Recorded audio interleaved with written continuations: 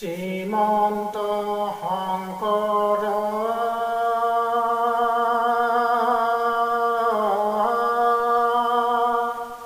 হৰি ভকতৰ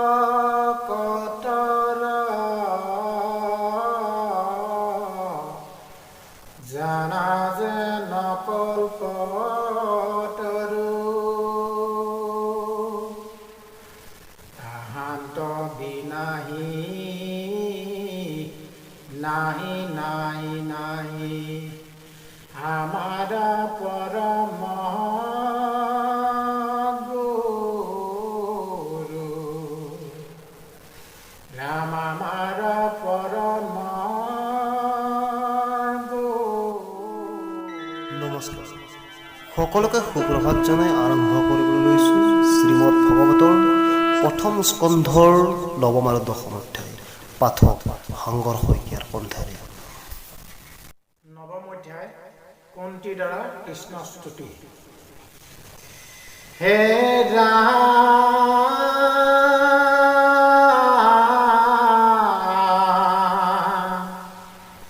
হে কৃষ্ণ কৃষ্ণ বাপ কৰো প্ৰণিপাত পৰম ঈশ্বৰ তুমি জানিলো সাক্ষাৎ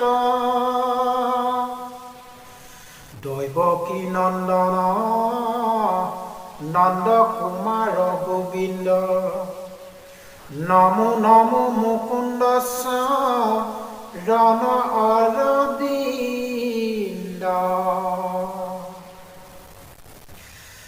নমো নাভি পংকজ পংকজ মালাধাৰ নমো নেত্ৰ পংকজ পংকজ পাৱজাৰ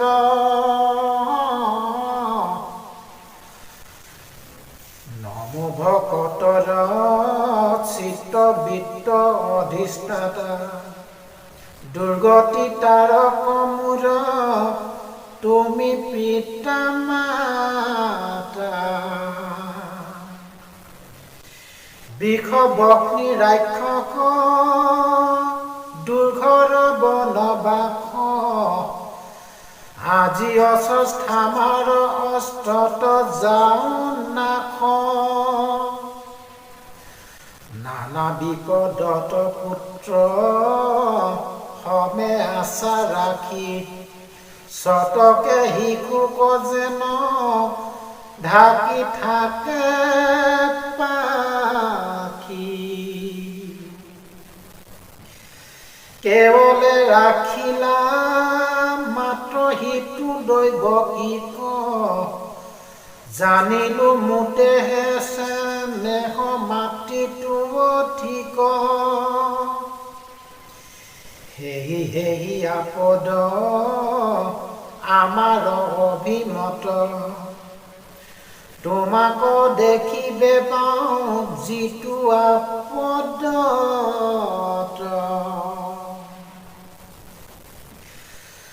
শ্ৰী ভৈলে ভুলে মন কৰে নানা কাম সম্পদত নপাৰে তোমাৰ লৈপে নাম জগতৰে আত্মা অন্ত জামি মহাহৰি নিজৰ ৰূপে আশা সাক্ষাতে অৱতৰি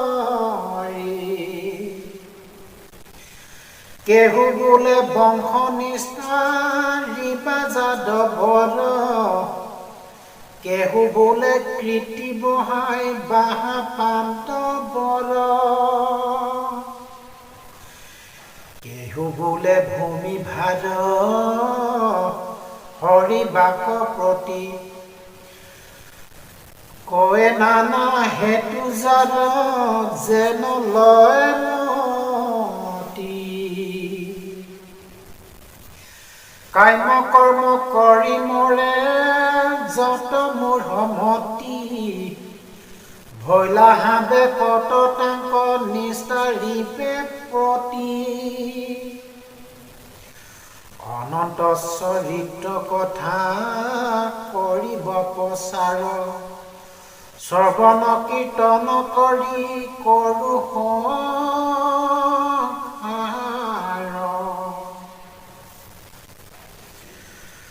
মহাজ্ঞানী গণে বোলে হেনখে মজুগুটি, জানো জগতকে দিবা ইবাৰ মুকুতি। ভৈলা হাবিদিত আখি আপুনি ঈশ্বৰে, তোমাকে নজানি কুমতি নৰমৰে। শুনে গাৱে ঈশ্বৰে যিটো তোমাৰ কথা কহ, আনে কৰে কীৰ্তন পংখহে যিটো তাক। অচিৰকালতে পাৱে তোমাৰ চৰণ, আৰু দুনাই নাহি তাৰ জনম মৰণ। তুমি এৰিলাত আমি মৃতক পৰায়, নগলে যাদৱ বংশ মৰে সমুদায়। একো বুলিবা সময় নপাৰো সম্পত্তি, যেন লাগে কৰা দেৱ অগতিৰ গতি।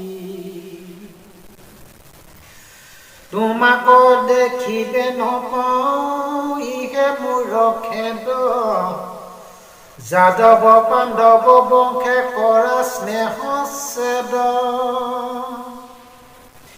আনদেৱ ধৰ্ম কন যাওক মোৰ মতি, তোমাতে থাকক মাত নিৰন্তৰে ৰতি। যেন যাজি গংগা কৰ্ণী ৰোধ কৰে যদি, সাগৰত পৰন্ত তথাপি দেৱ নদী। সেহিমতে বিঘ্নি কোনেও গণি মোৰ মন, সদায়ে চিন্তুক মাত্ৰ তোমাৰ চৰণ। সেহিমতে কৰন্তে অনেক তুতি নতি, মনে উপজিল আশী সম্প্ৰেম ভকতি। হৰি হৰিৰ নিৰ বহে অবিশ্ৰান্ত, কৃষ্ণৰ আগত পৰি কুন্তি কান্দিল।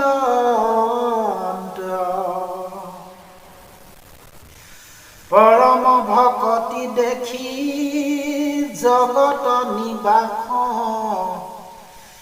এহি হক বুলি সাক্ষী কৰিলা আশ্বাস।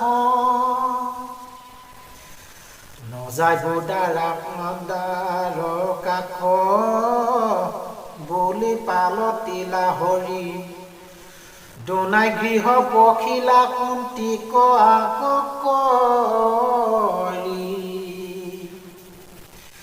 দুনাই যাইবা কচান্ত হবা কুপধূপ বুদ্ধি, কাতৰ কৰিয়া ৰাজা ৰাখিলা নিৰোধী।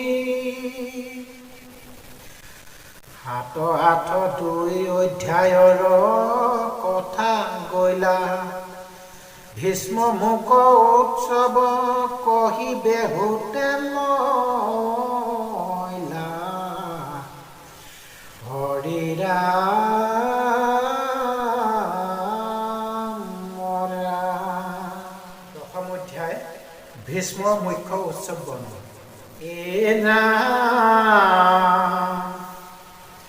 গোত্ৰ হত্যা পাতক কৰিয়া যুধিষ্ঠিৰ, মাধৱৰ প্ৰবোধে নভৈল বুদ্ধিস্থিৰ। অধিক বুলন্ত কৰি কৃষ্ণক বিশ্বাত, বুঝিলো তোমাৰ প্ৰভু হবে কোট নাট। কাদন্ত কৰিলো বুলি সুহিত বিঘাত ব্যাঘৰ বাইকত নাহি ৰাজাৰ সংজ্ঞাত কৰন্ত যতে যজ্ঞ যজ্ঞ প্ৰায়শ্চিত নাহি শান্তি তথাপিতো নিপতিৰ চিত্ত ঈশ্বৰ ইচ্ছাক কোনে কৰাবে নিৰোধ ভীষ্মৰ মুখে আংক কৰাই প্ৰবোধ হেন মনে আলোচন্ত ঈশ্বৰৰ মাধৱে গলা কুৰুক্ষেত্ৰক পাণ্ডৱ বান্ধৱে কুন্তি আদি কৰি মাৰি হবে গলা লৰি মহাভাগৱত ভীষ্ম জয়ত আছে পৰি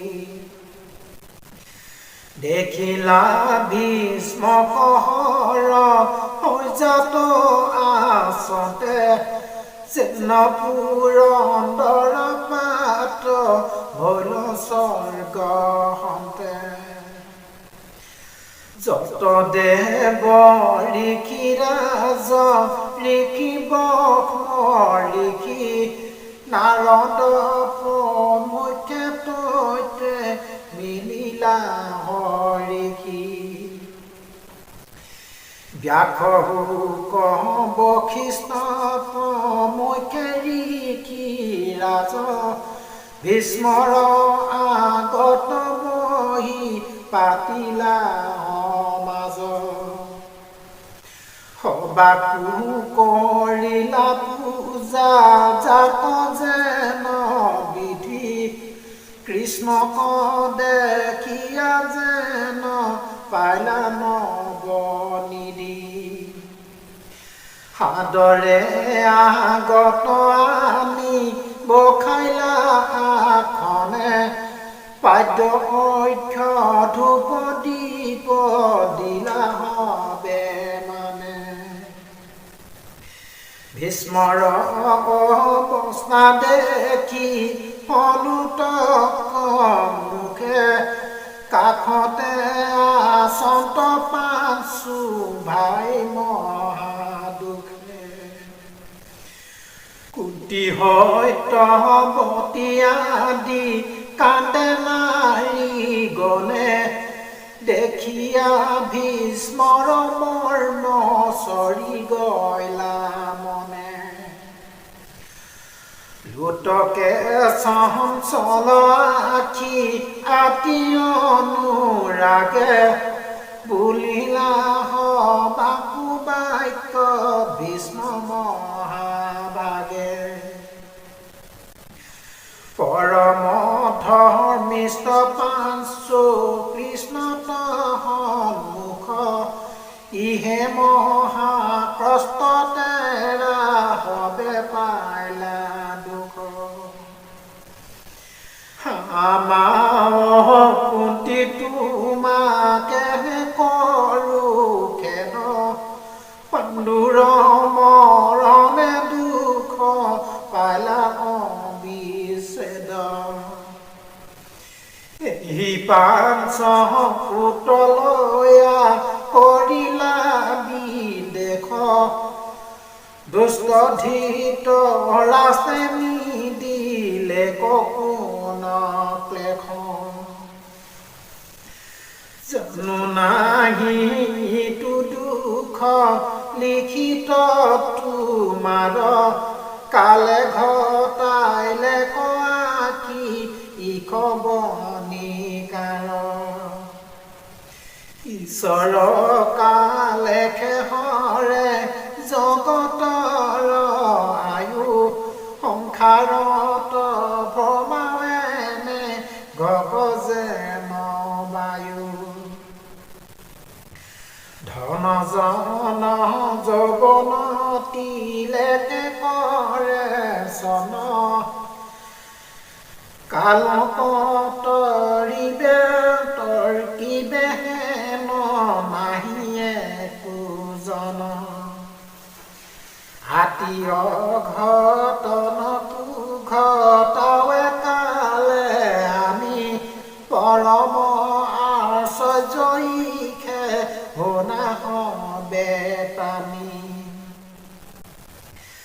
জৈত ধৰ্ম ৰাজা গদা পানী বিকুদৰ ধনঞ্জয় যথাত গান দিব ধনুধৰ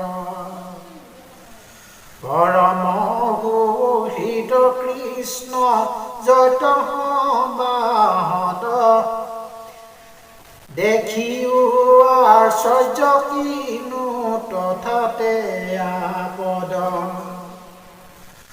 ধৰ্মিষ্ঠ বলিষ্ঠ ধনুধৰ কিছু নৈ যেহি কৰে ঈশ্বৰে সেহিহে হবে হৈ ঈশ্বৰ চেষ্টাক জানে কেমন মহন্তে বকমাহৰো মোহ যায় জাপ বিচাৰন্তে